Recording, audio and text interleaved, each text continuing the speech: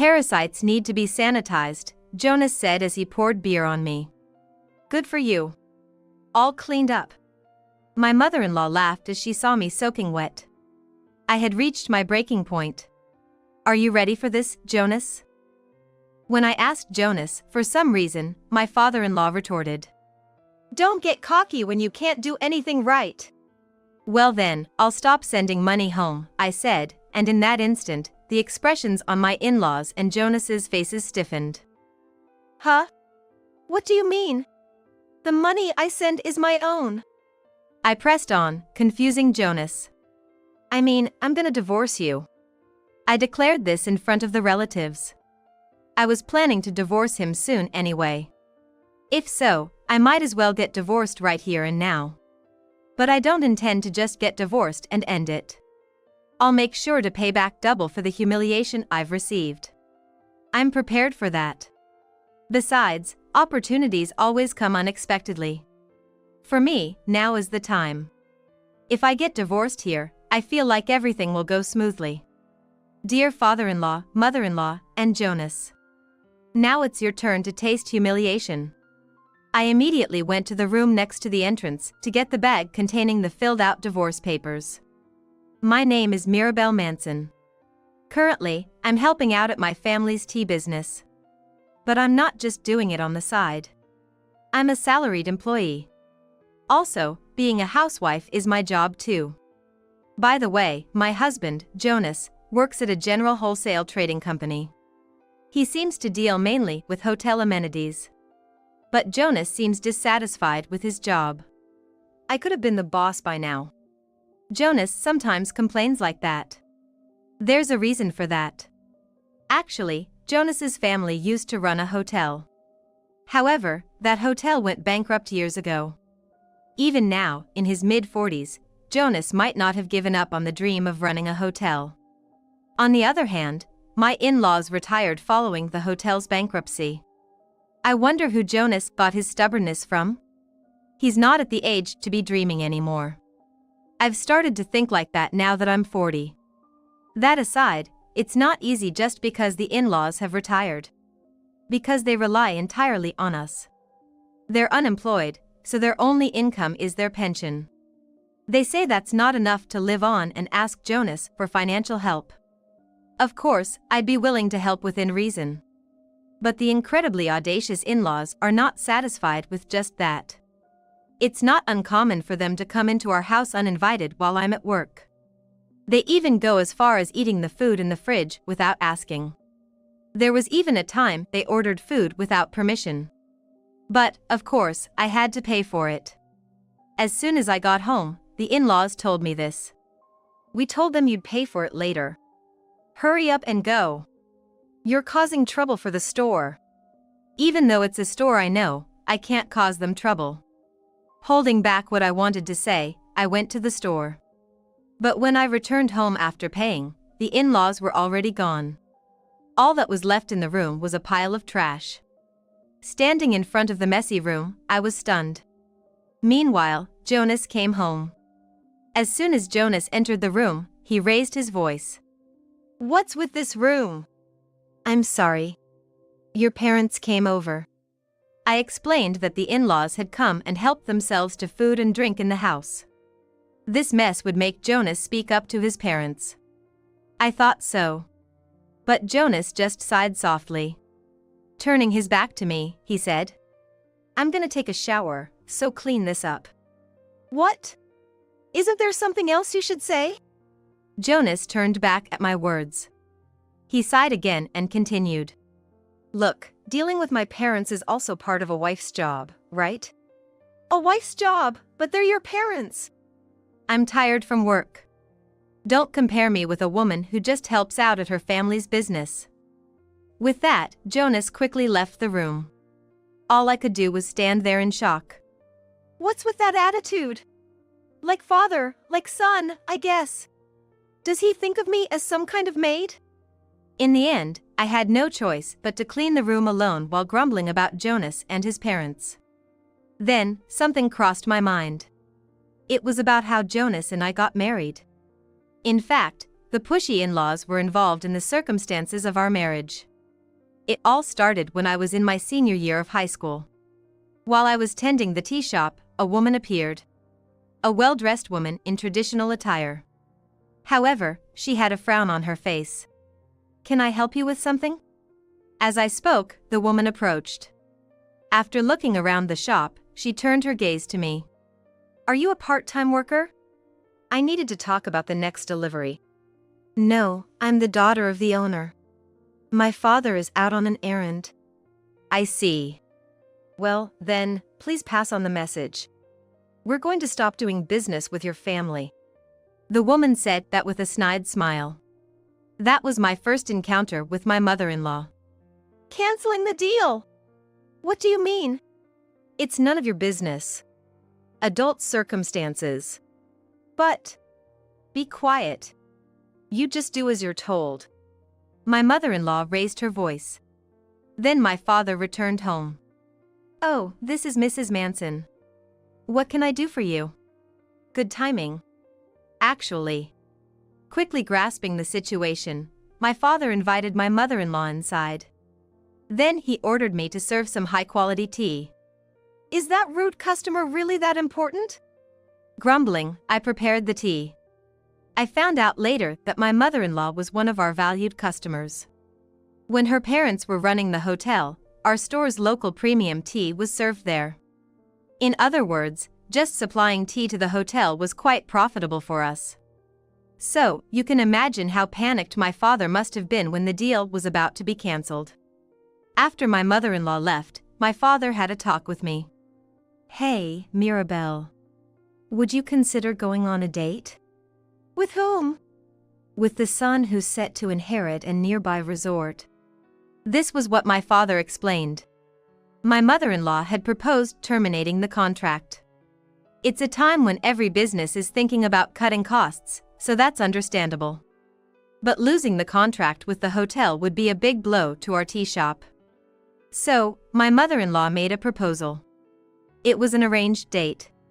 She was looking for a bride for Jonas, the heir. If I married Jonas, they would continue the business with us. Of course, my father immediately refused.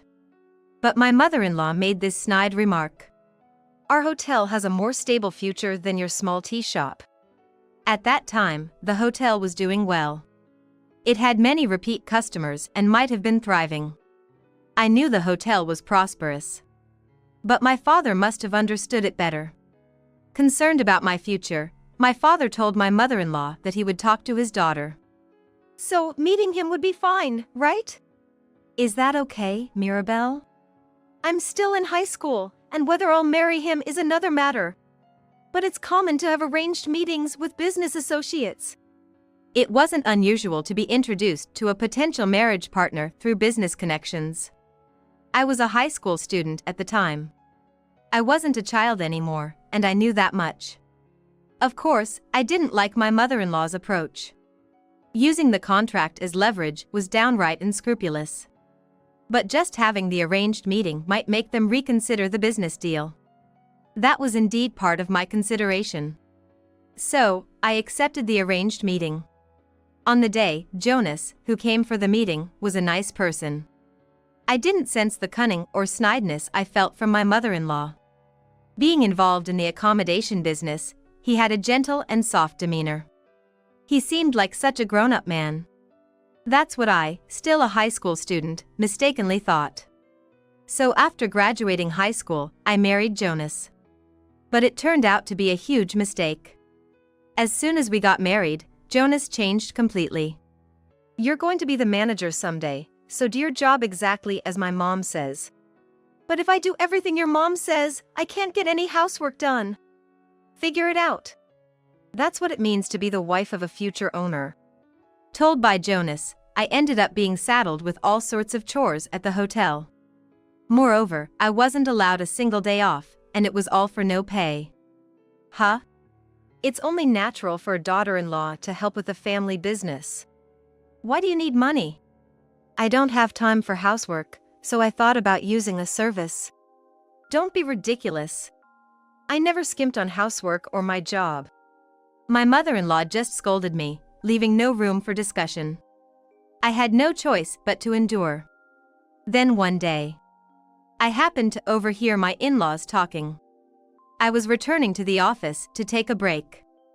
Just as I was about to open the door, I heard my in-laws' voices from inside. This is bad.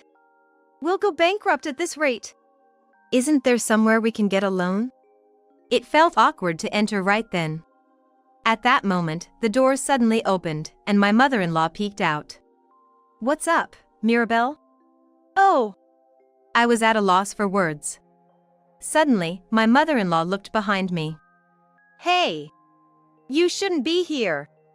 I'm sorry. A child's voice responded. Turning around, I saw a middle school-aged girl. You're interrupting our work. Go back to your room. My mother-in-law raised her voice. The girl flinched, her eyes welling up with tears. Please stop. She's a child but still a guest. We don't have time for this. Take her away immediately. My mother-in-law closed the office door forcefully. I sighed and apologized to the girl. I'm sorry for startling you. It's my fault for entering uninvited. I'm sorry. It seems she wandered in while looking around the hotel. Okay, then I'll show you around. Let's head back to your room. Sarah Norman. Let's head back, Sarah. I guided Sarah back to the guest rooms, where her father was searching for her. I apologize for any trouble my daughter may have caused. Sarah looked downcast. No, it's fine. Oh, here. This is for you, Sarah. Is it cake? It's a financier I made. My family owns a tea shop. I was planning to eat it during my break, but giving it to her might bring back her smile. Sure enough, Sarah smiled, and I felt relieved as I returned to my work. After a while, just as my in-laws were discussing, the hotel went bankrupt. It's your fault we're drowning in debt. It's like we've brought a plague upon ourselves by marrying you. That's how the in-laws reproached me. Jonas also looked at me coldly. But it wasn't my fault. In fact, right after the bankruptcy was decided, a man offered to help. I owe it to that lady for taking care of my daughter. The man speaking in the office was Sarah's father. He was the president of a company that managed hotels and such. He decided to take over the management of the hotel, repaying the debts my in-laws had accumulated. He would rehire all the hotel's employees and even pay the wages that were overdue. However, he wouldn't rehire my in-laws, because their negligence was the cause of the bankruptcy. Meanwhile, he even took care of finding a new job for Jonas. That was because I earnestly begged him. I really appreciate it. With this, we might just make it. I thanked Sarah's father many times. Afterward, Jonas successfully found a new job. Although the in-laws became unemployed, they were of age to receive their pension. I thought we could manage if I worked at my family's business, but that turned out to be too optimistic. Initially, the in-laws lived quietly on their pension, but gradually they returned to their intrusive ways. Complaining to them was of no use, they wouldn't listen. In fact, they got even worse. I started to prepare for a divorce gradually. Then there was the time when they ordered delivery on my account. I couldn't stand it anymore and complained to the in-laws. And then, my mother-in-law responded with this. I'm sorry. I want to make amends, so come to our house with Jonas next Sunday. Before I knew it, more than 5 years had passed since the hotel's bankruptcy. I had been patient, but this was my last chance. Thinking that, I responded to my mother-in-law's call. On the day, after finishing my work, I headed to my in-laws' house. Upon arrival, there was a mountain of shoes at the entrance. I put my bag in a nearby room and headed to the living room. As soon as I entered the living room, I was shocked. A large group of relatives was making a racket. The reconciliation party has started. You're late, Mirabelle. Jonas, at the center of the commotion, called out to me. He was already drunk. You're already drunk? How much did you drink? Jonas and I had left the house together. And I had been working for about an hour. Jonas, on the other hand, should have come straight to his parents' house, so he had been drinking here for about an hour. How could he get this drunk in just an hour? As I was stunned by this, Jonas came closer to me. In the next moment, Jonas pointed a glass at me. "We need to disinfect the parasites," he said as he poured beer over me. "Good for you. All cleaned up." My mother-in-law laughed as she saw me soaking wet. I had reached my breaking point. "Are you ready for this, Jonas?" When I asked Jonas, for some reason, my father-in-law retorted, "Don't get cocky when you can't do anything right." "Well then, I'll stop sending money home," I said, and in that instant, the expressions on my in-laws and Jonas's faces stiffened. Huh? What do you mean? The money I send is my own. I pressed on, confusing Jonas. "I mean, I'm gonna divorce you." I declared this in front of the relatives. I was planning to divorce him soon anyway. If so, I might as well get divorced right here and now. But I don't intend to just get divorced and end it. I'll make sure to pay back double for the humiliation I've received. I'm prepared for that. Besides, opportunities always come unexpectedly. For me, now is the time. If I get divorced here, I feel like everything will go smoothly. Dear father-in-law, mother-in-law, and Jonas. Now it's your turn to taste humiliation.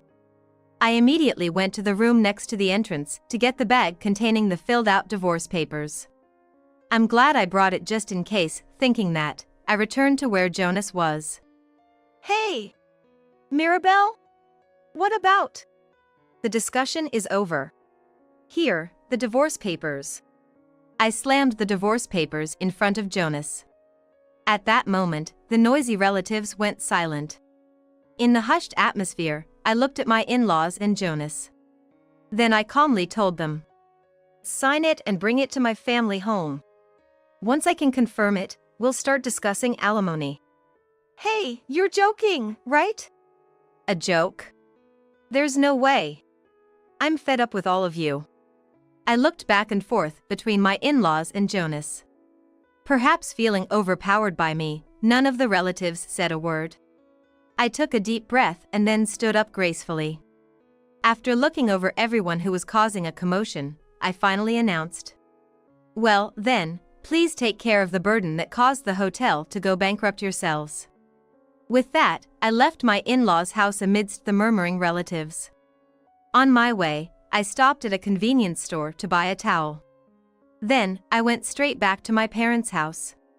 I explained the situation to my astonished father. After hearing my story, my father sighed deeply. "What a mess. Sorry, Dad." "You don't have to apologize. The circumstances are different now. Previously, my marriage was crucial for the continuation of our family business. But now, my in-laws no longer run a hotel. Even if I get divorced, there's no worry about our business being affected." I should have said no from the beginning. I really put you through a lot. No, what's important is that you'll continue to be on my side, right? "Of course." "Good. Then, I need a little help." I smiled. Then I shared a certain plan with my father. With my father's support secured, I waited for Jonas to bring the divorce papers. But no matter how long I waited, Jonas didn't show up. If that's the case, I'll arrange for a lawyer first. With that thought, I started looking for a lawyer specialized in divorce issues. Just after I found one and had a discussion, I returned home to find my father and Jonas arguing in front of the shop. "That's why I brought the divorce papers. And I have something to discuss with Mirabelle." My usually gentle father was speaking in a harsh tone, seemingly following the plan I had laid out. Grinning, I approached Jonas. I called out to him from behind. "So, you finally brought the divorce papers. I was getting tired of waiting." "Mirabelle! Where have you been?" "It doesn't matter where I was. Do you have the divorce papers?" As I reached out my hand, Jonas, turning away, handed me a brown envelope. I quickly checked the contents. Inside was the signed divorce papers. "Just so you know, we'll handle the alimony through my lawyer." I was about to say. Jonas looked at me intently and reached out his hand. What? Don't play dumb. The bank card, hand it over. The bank card? As I tilted my head, Jonas raised his voice. It's the card for my account, the one where my allowance is deposited. I don't have it, though. Don't lie. Who else would use it? Jonas's loud voice made even passers-by turn their heads. Feeling embarrassed, I let Jonas into the house. We moved to the living room to continue our conversation. Here's what Jonas had to say. After I left the house, Jonas, in a drunken state, signed the divorce papers. But once he sobered up, he began to feel anxious. There was no infidelity or such faults on his part, but splashing beer on me in a bad joke wasn't a good move. He didn't think that a loan would lead to the breakdown of our marriage, but he was sure a lawyer would pursue it. And if it came to that, it would be somewhat disadvantageous for him. In addition, various other procedures would arise. The expenses would increase, and it would just be a hassle. So he was trying somehow to make me reconsider the divorce. That's when, while trying to come up with various schemes, he noticed at a store that the card he pulled from his wallet wasn't working. The card was a debit card, which directly withdraws from the account. Finding it strange, Jonas checked his account and realized it was empty. This has never happened before. You must have stolen it in spite of deciding on the divorce. I don't know what you're talking about. But I started to say when Jonas slammed the table. If you're going to play these games, I won't pay a penny in alimony. I grimaced instinctively. Then Jonas raised his voice even more. If you want, we can take this to court. How about I sue you for theft since we're getting divorced? Listen. What now? I really don't have your cash card. I just did what I said I would, I explained, causing Jonas to frown. After thinking for a bit, he asked me again. What are you talking about? The allowance. I told you I was going to stop it, remember? And? Jonas looked utterly confused. I couldn't help but think how clueless he was and spelled it out for him. The allowance I mentioned includes you, too. What? An allowance for me? Jonas asked back with a dumbfounded expression. The story goes back to right after the hotel went bankrupt. The in-laws became unemployed, and Jonas found a new job. However, the salary for Jonas, who was hired midway through his career, wasn't much. On top of that, we had to send money to the unemployed in-laws. So, I started working at my family's tea shop. Of course, as a full-time employee. I added the money I received from Jonas as an allowance to the money I sent to my in-laws as their allowance. Afterward, what remained of Jonas's salary became our living expenses. However, this meant Jonas's allowance was inevitably short. Having grown up as the pampered son of a manager, Jonas was quite reckless with money. So, I was covering Jonas's allowance with my salary. Then, where does my salary go? It went to this month's living expenses. We broke up before I could transfer your allowance. I hadn't transferred the allowance. That's why Jonas's card wasn't working. What about my allowance going forward? If you budget well, you should manage, right? No way! Jonas crumbled down. I smiled at him mischievously, holding up the divorce papers. I've got the signed divorce papers now, so it's too late to not go through with it, I said in a gentle voice. Okay. Eventually, Jonas left, shoulders slumped. After a while, I received numerous calls from my in-laws. I answered a few times, but both my mother-in-law and father-in-law kept repeating the same thing. Do you intend to repay kindness with ingratitude? What are you talking about? Have you forgotten how we helped your family's tea shop? Indeed, it might be said that my family's shop was saved from bankruptcy because the contract with the hotel continued. But that hotel went bankrupt a few years after I got married. So, it was just that level of a contract. In short, it's uncertain whether my family's tea shop would have gone bankrupt without the hotel's contract. Moreover, they were likely planning to drive the tea shop to bankruptcy depending on my response. Now that they've brought this up, all I can say is that it puts me in a difficult position. Besides, I believe I've repaid that favor with my unpaid work, including the subsequent support. That's why I declared to my mother-in-law. Anyway, we're divorced now, so no matter what you say, I won't be sending any more money. You'll remember this. With those words as her last, she hung up the phone with a click. Since then, there have been no more calls from my in-laws. This settles it. Now I just need to push Jonas a bit further, I thought, smirking as I awaited the right moment. Meanwhile, I proceeded with the divorce formalities. To avoid meeting Jonas directly, I had a lawyer handle the alimony discussions. Surprisingly, the process went smoothly. Apparently because Jonas was quite downcast. But I wasn't about to forgive him just for this. How did he manage to arrange the money? It seemed he borrowed from someone, but that was no longer my concern. As the day I had eagerly awaited arrived, I headed to Jonas's workplace, feeling jittery. As the day I had eagerly awaited arrived, I headed to a place. It was Jonas's workplace, feeling jittery. While I was talking at the reception, Jonas came out. Seeing me, he raised his voice. "What are you doing here, Mirabelle? I've got some business to attend to. Are you still planning to cause me trouble?"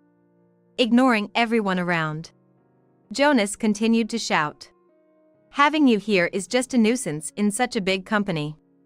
You're better suited to a poor, small tea shop." He hurled those words at me. I just listened in silence. Employees around us started to calm Jonas down. But then, Jonas began saying this to everyone around. "This woman is my ex-wife, a bringer of bad luck. Because of her, my family's hotel went bankrupt. If she stays here, this company will go bankrupt too.